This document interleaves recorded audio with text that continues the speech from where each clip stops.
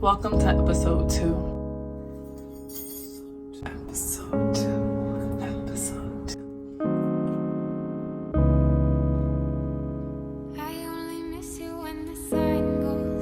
You guys left all the comments below, and thank you. I was completely overwhelmed with how many people actually left a comment. However, we're gonna do this. The next item that we will be cooking and that we will be bringing to this cookout is macaroni and cheese. I kind of knew that macaroni and cheese was gonna be next. Honestly, I thought macaroni and cheese or potato salad, but potato salad will be number 3. Leave a comment if you guys have something else in mind, but yeah, I'm thinking that potato salad is next, so let's go ahead and get to this. Please make sure you like, comment, and subscribe. I always forget to say that part. Thank you so much to everyone supporting this channel. Without any further ado, welcome back to the cookout.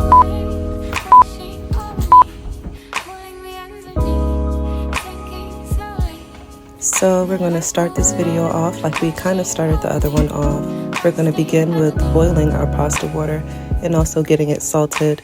Very important. Like I said last time, our pasta water must taste of the sea, you guys. As salty as the sea. Also, a little point, you can wait until your water boils to add the salt so that the salt doesn't get stuck to the pan, the bottom of the pan. My apologies. These are our ingredients that we're going to use to make our macaroni and cheese. We have elbow noodles, eggs. Our seasonings that we're going to be using is paprika, onion powder, black pepper, and Lawry's. So if you guys notice, I don't have my kosher salt here, and that is intentional. I grew up a certain way. There's specific things you need for macaroni and cheese, and I'll get into it. These are our cheeses that we're using. I always go for a white Vermont, extra sharp, and I usually go for mild cheddar. However, they only had medium, so I got what they had, you guys. Sour cream. This is so important.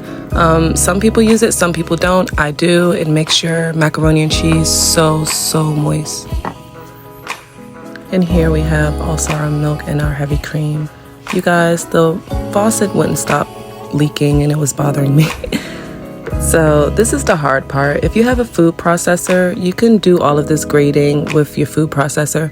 However, I no longer have my food processor. I will be getting a new one. So you're just gonna have to grate all of that cheese up by hand. Get your oven preset to 375.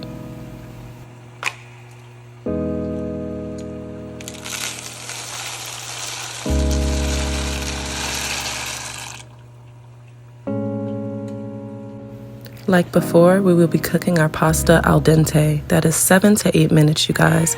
We cook it that way so that it can hold some of its body and it can maintain itself in the macaroni and cheese.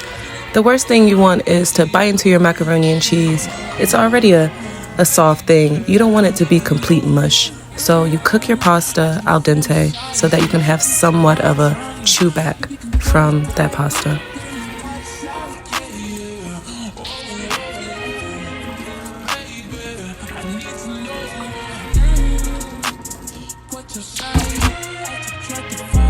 Here's all of our cheese grated up. If you guys notice, you'll see like these little chunks of cheese. Oh, there you are, little chunks of cheese. That's pretty much when I came to the end of the block, and I just want to advise anyone who is grating manually to please, you don't have to be superwoman. If you have a little bit of your cheese block left, just go ahead and put it in there. Do not grate your hand. It is very painful. As you see in a separate bowl, I've combined my heavy cream and my milk and my eggs.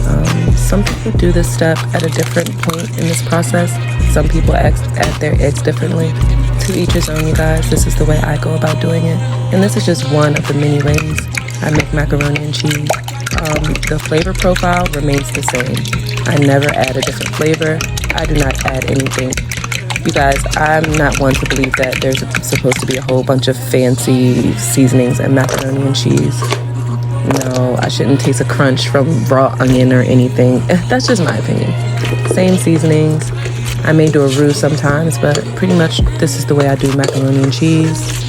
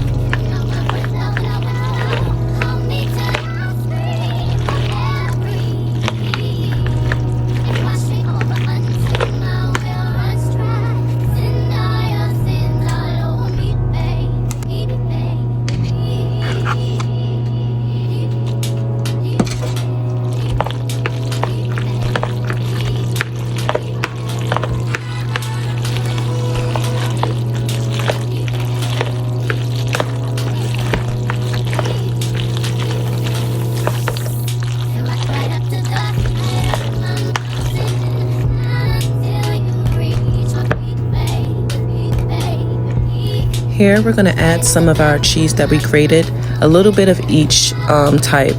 Do not use all of your cheese right here because you need cheese to remain so that you can use it to layer at the end of this. You'll see what I mean.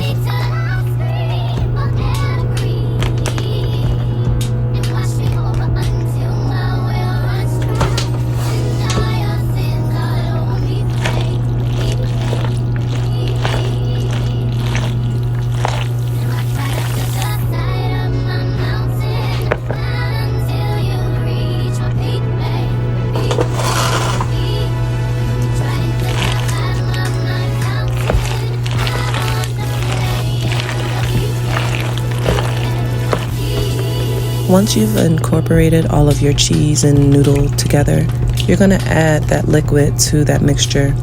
Now you guys, to be honest with you, I added a little bit too much of that mixture. I'm still getting used to cooking on camera.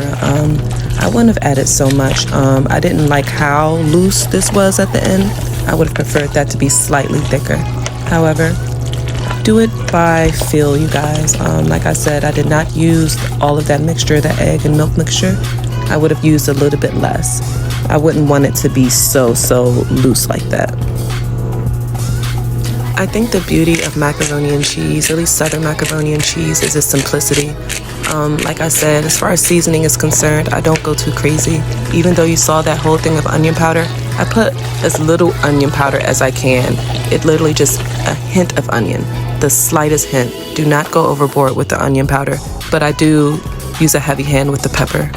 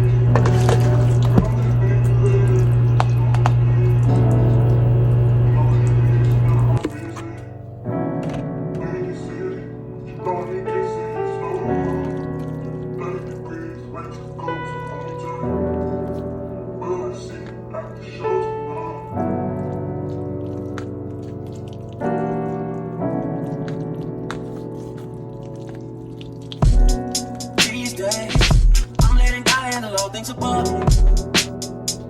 The things I can't change are the reason you love me. Listen, you can hear them calling my name.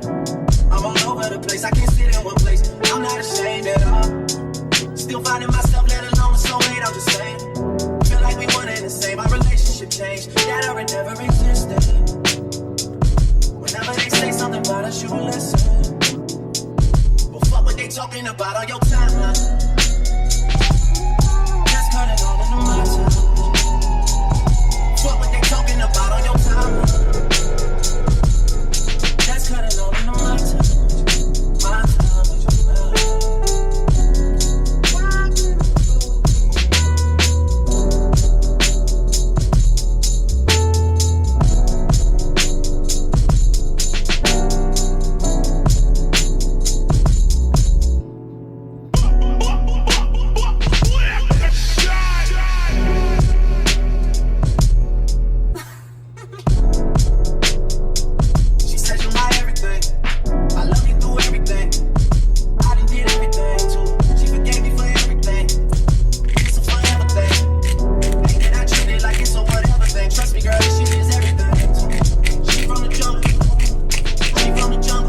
And here we have our paprika. I would say this part is optional.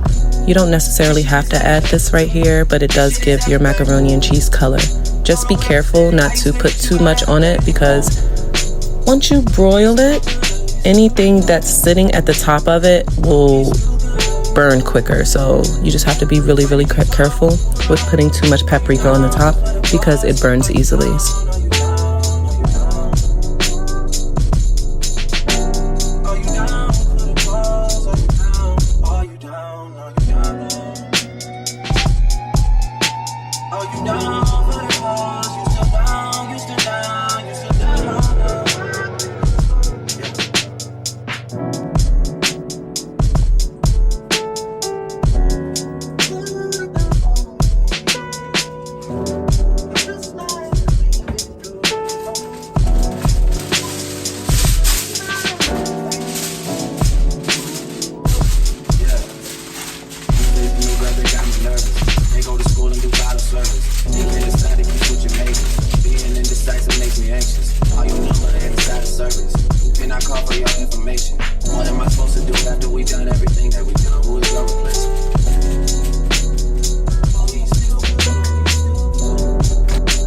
Figured I'd come to you and talk to you about like the varieties of macaroni and cheese. The type of macaroni and cheese that we are making right now is more of a southern macaroni and cheese.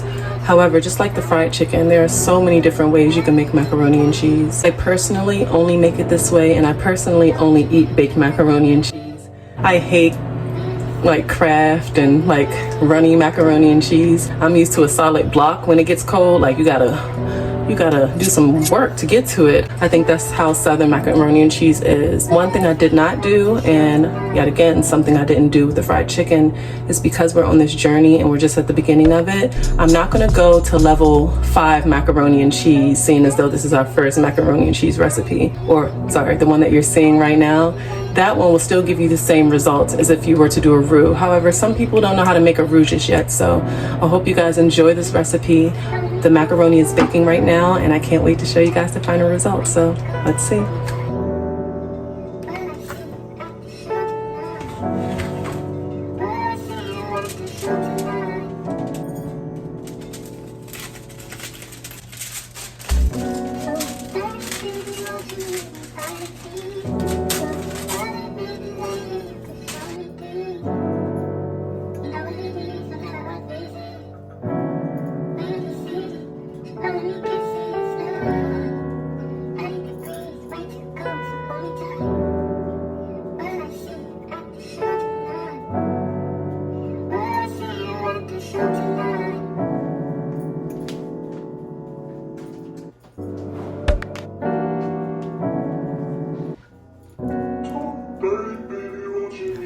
This is after about 35-40 minutes, and what I'm doing here is I'm adding my last layer of cheese. What I'd like to say is this: I advise any beginner cooks to not do this. You are asking for a mess. All of the cheese that I miss the pan with is going to go right to the stove, and It's just unnecessary. So take the pan out of the oven before you put your last layer of cheese on it. Return it back to the pan and then put it on broil. And I would have liked to have put a little bit more cheese on here, but here we are.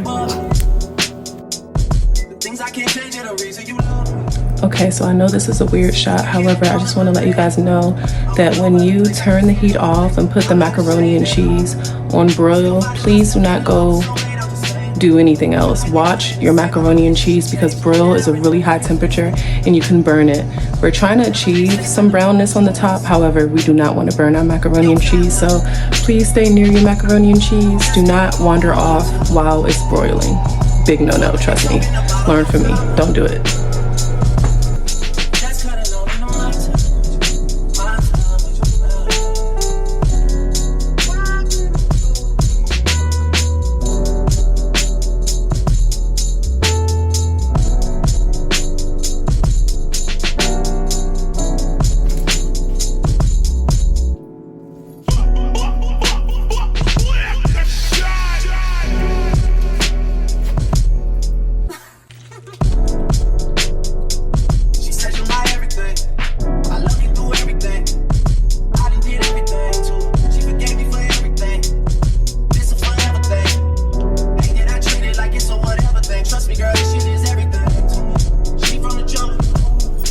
And there you have it, my loves.